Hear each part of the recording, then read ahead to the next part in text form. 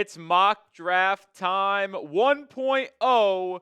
I am Nic Rohloff. This is NBA Now by Chat Sports. A couple weeks ago, we reacted to ESPN's first NBA mock draft for the 2025 draft. Now, before March Madness, with Selection Sunday just a week and a half away, I wanted to do my first mock draft to get you guys up to date on some of these top prospects and where they could fit. And that is why you also should follow me over on X/Twitter. At Nic_Rohloff is my handle. I lead our NBA draft coverage here at Chat Sports and NBA Now. So if you want up-to-date news, rumors on some of these prospects, breakdowns, go follow me at Nic_Rohloff. All right, we'll start with the number one pick, and this one should be no surprise. Cooper Flagg, the forward from Duke, heading to the Washington Wizards. And as of filming this on March 6, 2025, we are just looking at the Tankathon standings, and we are not changing the lottery whatsoever. Wizards would take Cooper Flagg in a heartbeat. Any team who gets the number one pick will take Flagg. The phenom freshman is the full package. He is a one of one. Yeah, he's going number one. But this is where it might get a little bit interesting early on here. I'm going to go with VJ Edgecombe, number 2, the guard from Baylor to the Hornets. Dylan Harper is my number 2 overall player in this class. But right now, if the Hornets aren't trading LaMelo Ball, I think it would make sense for them to go with the 2 guard that can play D, is shooting nearly 50% from 3 in Big 12 play. He is an unbelievable athlete. He fits perfectly next to LaMelo and Brandon Miller, which is why I would go Edgecombe over Harper due to fit with the Hornets' number 2 overall pick. But as I mentioned, Harper is my number 1 overall guy, and I think him kind of restarting that Utah Jazz team makes a ton of sense. Harper can do it at all 3 levels. Pure playmaker as well. The left-hander can get to his spot at all 3 levels of the floor, averaging nearly 20 points per game. This guy's an absolute stud. I think the top of this class is just completely out of this world. The Jazz get their point guard of the future in Harper. I'm going to go with Kasparas Jakuponis at number 4. I'm higher on Jakuponis than some others. I just think that his game is going to absolutely flourish inside the NBA with better spacing. That Illinois team runs their offense with Jakuponis. Their center, Zizic, too. Jakuponis has a lot of turnovers, but a very high usage rate, a really good step-back 3 already in his arsenal. As he puts on some muscle, gets stronger, a better frame for the NBA, it'll improve his finishing around the rim. The lack of turnovers will probably occur, and Jakuponis will be a true floor general. Him and DeJounte Murray backcourt with Yves Missi in that center spot. Zion still around, Trey Murphy. That intrigues me. I think Jakuponis is a really good fit in New Orleans. I would probably label Jakuponis as one of my favorite players in this NBA draft in total. I would probably answer with him as my favorite NBA draft prospect if I'm going to be honest. Let me know your favorite NBA draft prospect down in the comment section. The Toronto Raptors with the 5th overall pick. I'm going Trey Johnson, the guard from Texas, and you might be wondering if you follow in the draft why I have a certain somebody slipping a little bit. Trey Johnson has been on a different level over the past 2 or 3 weeks for the Texas Longhorns. Actually has them just outside the line of 68 right now on that first 4 out type of line for March Madness. He had just had a 39-point game where he shot above 50% from the field. He has a high release point. He's one of the best scorers, best shot makers in this draft. I think him sliding at that 2 position with Brandon Ingram, Scotty Barnes, is something that I could see really working. I also don't hate them going center to replace Jakob Poeltl long term, but if they're picking inside the top 5, I think Trey Johnson could be the Raptors guy. That certain somebody's fall ends here. Ace Bailey heading to the Brooklyn Nets at number 6 overall. I am a big fan of Bailey. His pure talent, his raw build, his length, it's there. He's a tough shot maker. But the issue is that he's inefficient for me at times, and his shot selection and diet is just not good. He takes too many contested 2s. He does not have the most consistent 3-point game right now, and he lacks the ability to finish at a consistent rate at the restricted area as well.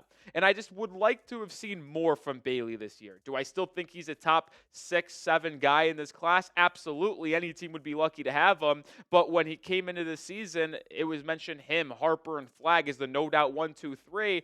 I just don't think that's the case anymore. But a team in Brooklyn that needs just talent at the perimeter, yeah, Bailey would be a pretty good fit for them.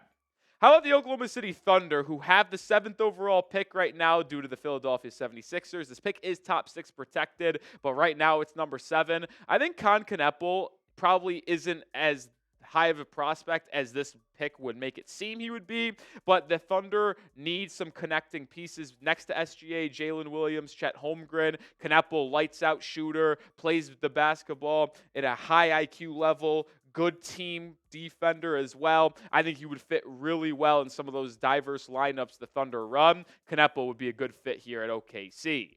My number one big man ends up going here to the Chicago Bulls right now, Derek Queen, the center from Maryland. Fun player here. This guy was on the Montverde team with Liam McNeely, with Cooper Flagg. Queen was not thought of as someone that can be a lottery pick coming into the year, but has led Maryland to a top 5-6 seed in this upcoming March Madness tournament. He's wiggly. He's athletic. You look at him and just look at his size, and you're like, well, this guy's a back-to-the-basket big. No, he can handle it. When he gets the ball in the mid-post at the elbow, he can facilitate. He can beat you with the speed, little quick move, the jab step. He doesn't space the floor. He's not that good of a jump shooter right now, but he gobbles up the rebounds, finishes everything inside, and can even play make. I'm a big fan of Derek Queen, and Bulls need to replace Nikola Vucevic long term.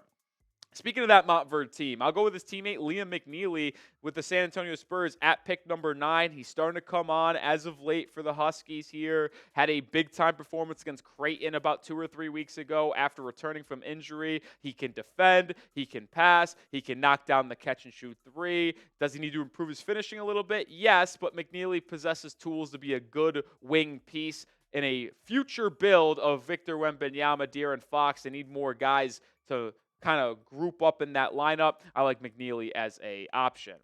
Portland Trailblazers here at number 10 take Ben Seraph, the guard from Ratio Farm. There's a lot of Ratio Farm players in this draft class. Seraph is a nice guard that can do it all, good positional versatility, functional size, if you will. That's something we know Portland likes and values a lot. So I have Seraph, who's averaging 12 points per game for Ratio Farm, going here inside the top 10. One of my favorite prospects, Jeremiah Fears, the freshman guard from Oklahoma, who has been rising up boards as well, to the Spurs. And I know a lot of people are going to say, why would San Antonio take a pure point guard? They just traded for De'Aaron Fox. Well, they still need some guard help in the backcourt behind De'Aaron Fox, but they could also use a 2-guard next to him. There's a chance Fears could play a little bit of that too. But listen, when you have 2 of these top picks, Fears, best player on the board, makes some sense. I'd probably go with Fears here at number 11. All right, March Madness is just around the corner. Like I said, Selection Sunday is the 16th. Are you excited for the NCAA tournament? I am. Make sure you subscribe because we are going to do some content for March Madness here on Chat Sports, but we're also going to do more March Madness breakdowns in terms of mock drafts, NBA draft content. So hit that sub button to stay locked in and stay through the loop. All right, Kamon Malawach here, the center from Duke, slides a little bit in my mock draft to Houston at number 12. I like Malawach, his size, his physicality, his athleticism. He finishes everything inside the rim. Great lob threat, and he could finish through contact and through traffic. I just don't love his foot speed. I would have liked to see more from him this year at Duke. I still think he's a lottery prospect without a question. This would be a great backup center for Alfred Şengün, and maybe, hey, Şengün moves to the 4 if those two can prove to work together in the future. Another player on that Montverde team, yeah, that team was loaded. Had Newell, had McNeely, Queen, Flagg. He goes here to the Dallas Mavericks. Well, according to Nico Harrison, they value defense and versatility in that front court. Newell will provide that, has been really good for the Georgia Bulldogs this year. His offense has kind of declined a little bit over SEC play, but he is still an athletic 4/5 hybrid that can defend. I like this fit in Dallas. Go Igor Demen here from BYU. I'm a big fan of Demen, but his range is so wide in terms of where he can go. I have him going to Atlanta in the last pick of the lottery because I think the Hawks ultimately move off of Trey Young this offseason. Demen could come in and be that lead ball handler for the Hawks through the future, working alongside Zachary Sachet and some of their other younger players as well. Has a struggle with his shot making right now, needs to add size to his frame, but one of the best playmakers, 6'7", 6'9", great size, sees over defenders, and has a good IQ. I'm a fan of the men, but I could see where some NBA evaluators and scouts are split on the former Russian player. All right, let's go over to the first pick outside the lottery, Cam Jones to the Orlando Magic. It's no surprise here what Orlando needs, right? The Magic need guards. They need scoring from the perimeter. They have Franz Wagner. They have Paolo Banchero. Sure, maybe they could use a long-term center, but shot making from the backcourt is something they are lacking in a big way. Cam Jones, a little higher of a selection here than usual, but he's multi-year player at Marquette. Can score the lights out of the ball, can knock down shots off the catch, can create for himself inside. I think this would be a good bench guard right away for the Orlando Magic. All right, we'll get to the second half of our mock draft here in just a second, but we are sponsored by PrizePicks, the #1 daily fantasy sports app and platform that I play on a daily basis. PrizePicks is the best place to get in on the real money sports action. Join over 10 million users and sign up today. You can actually play in professional basketball, college basketball. You can go to baseball. You can go to hockey, golf, football when it's around. There's so many different options in the way you can play. They also offer weekly promotions that can lead to big payouts like Taco Tuesday. Each Tuesday, PrizePicks discounts select player projections up to 25% to provide even more value for your lineups. I have a 3-player entry in professional basketball today. I'm going less than Paul George, 2.5 3-pointers, more than Zion Williamson and Alfred Şengün, 45.5 combined points, and then less than 5.5 3-pointers made from Trey Young and Tyrese Halliburton. Just one more example of how you can play. So join me and the millions of others today on PrizePicks. Download the app and use code CLNS to get $50 instantly after you play your first $5 lineup. One more time, download the app today. Use code CLNS to get $50 instantly after you play your first $5 lineup. PrizePicks, run your game. All right, the Thunder, yes, you were reading that correctly, have 2 more picks here via the Miami Heat and the Clippers, and we'll go rattle these off back-to-back here. Colin Murray-Boyles and then Noah Senge. I think Colin Murray-Boyles can be an impact player right away. I like his game, but I question how many teams he can actually fit in the NBA. But to me, this could be a really good Kenrich Williams type of role player in the NBA right away, who is obviously on the Thunder's roster now. Get him in there. He can defend. Questions about the shot, the ability to space the floor, but he's a grinder. He can finish inside. He defends. Senge is another guy that the Thunder can really just draft and stash and kind of develop in their system in hopes that he really takes over and blossoms over the next 2 or 3 seasons, but is a long-term play, not one that you'd help or expect to help your roster right now. With multiple first-round picks, the Thunder have the ability to go with high ceiling, low floor guys that can develop, and also get some guys that can help their roster right now, like Murray Boyles. One of my personal favorites in this draft class, Rasheer Fleming from St. Joe's, goes to the Utah Jazz. Second pick for the Jazz in this mock draft here. We got Dylan Harper for them, and now we get Rasheer Fleming. Fleming, to me, has a lot of OG Anunoby in his game. The way he can defend, knock down, catch, and shoot threes. Big fan of his game. Also has a rumored 7'4", 7'5" wingspan with a 6'9" height. Guy's an athletic freak. I think this is going to be someone that a lot of teams will be clamoring about when it comes to the NBA Combine, and it might even rise his stock into the late lottery and maybe even closer to that top 10. All right, the Miami Heat, courtesy of the Golden State Warriors, take potentially their point guard of the future in Nolan Traore. Coming into this year, Traore was viewed as a top 10 lock, but due to his struggles with San Quentin and his usage rate going high, but his efficiency taking a massive hit. He's falling down boards a little bit, but the Heat desperately needing a point guard of the future to help Tyler Hero and Bam Adebayo take the swing on someone who can facilitate but struggle scoring the ball and hitting their shots from deep. But I do like a potential fit in that Heat developmental system. The Minnesota Timberwolves at pick number 20 go with the freshman from Arizona, Carter Bryant. This is an interesting play because Bryant statistically has not been that good for the Wildcats. But if you turn on Arizona, Bryant comes off the bench, and you wonder every time he comes off the bench, why isn't this guy playing more? He does not get a lot of minutes, only about 16.5 per game for the Wildcats. But it's like, Tommy Lloyd, what are we doing? Play Carter Bryant more. He defends. He knows his role. He can knock down some open catch and shoot threes. His shot looks the part, shooting 39% from beyond the arc for Arizona. Yet he doesn't get a lot of playing time. He can defend. He has an NBA-ready body now, which is why I think he's a good fit. The Timberwolves expected to lose Naz Reid in free agency. Julius Randle's got a player option as well. Take a versatile wing, 6'8", 225, fill that void off the bench. Carter Bryant to Minnesota could be a really good marriage. Indiana. This is one of my other favorite fits that I figured in this draft. Danny Wolf, the center from Michigan. Miles Turner is a free agent. He might finally be off that Pacers roster, as it's rumored to be for such a long time. Wolf fits a Rick Carlisle scheme. Center, 7 foot, can pass the ball, can shoot the ball, moves up and down the court well as well. I like the fit here. I think he really fits that scheme of Rick Carlisle. Could help in a pick and roll with Tyrese Halliburton as well. Danny Wolf to Indiana makes a lot of sense.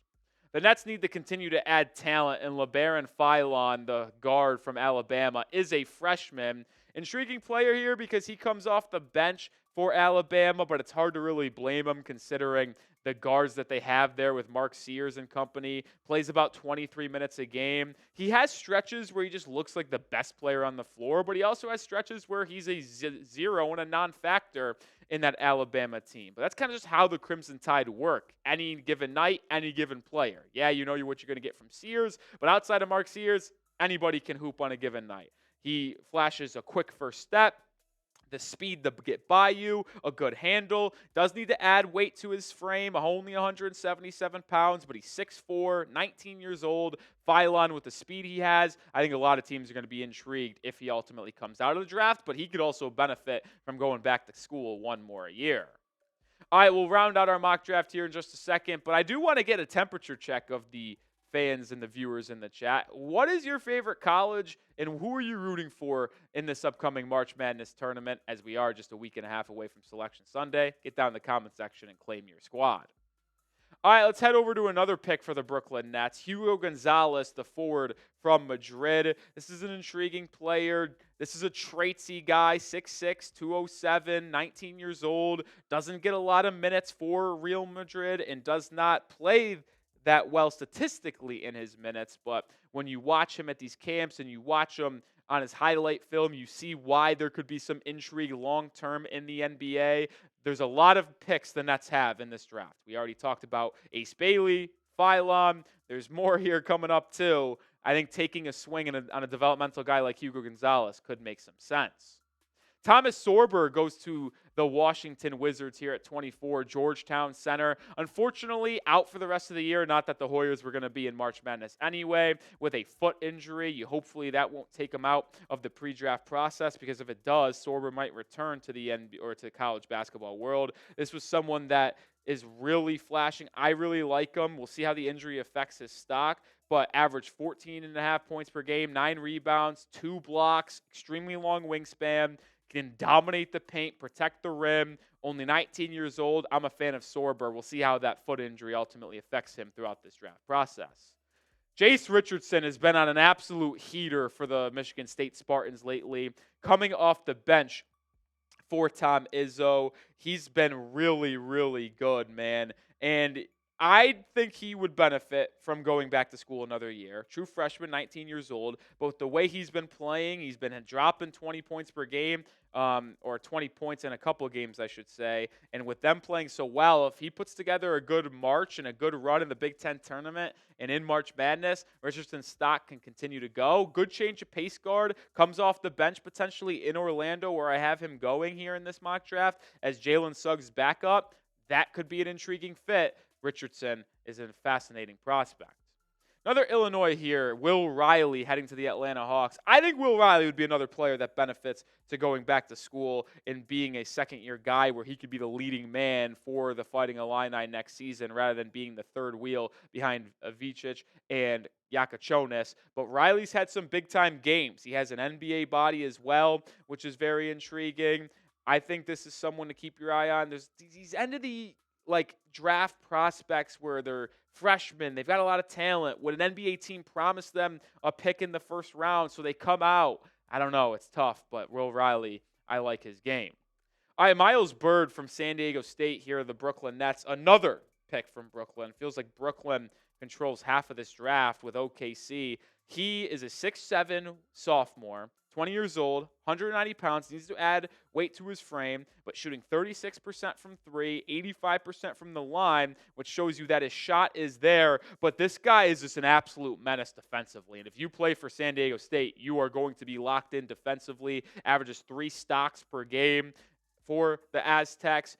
He is going to be someone that I think contenders have an eye on. But if he slides to Brooklyn, who could use this talent overall, wouldn't shock me if he goes here.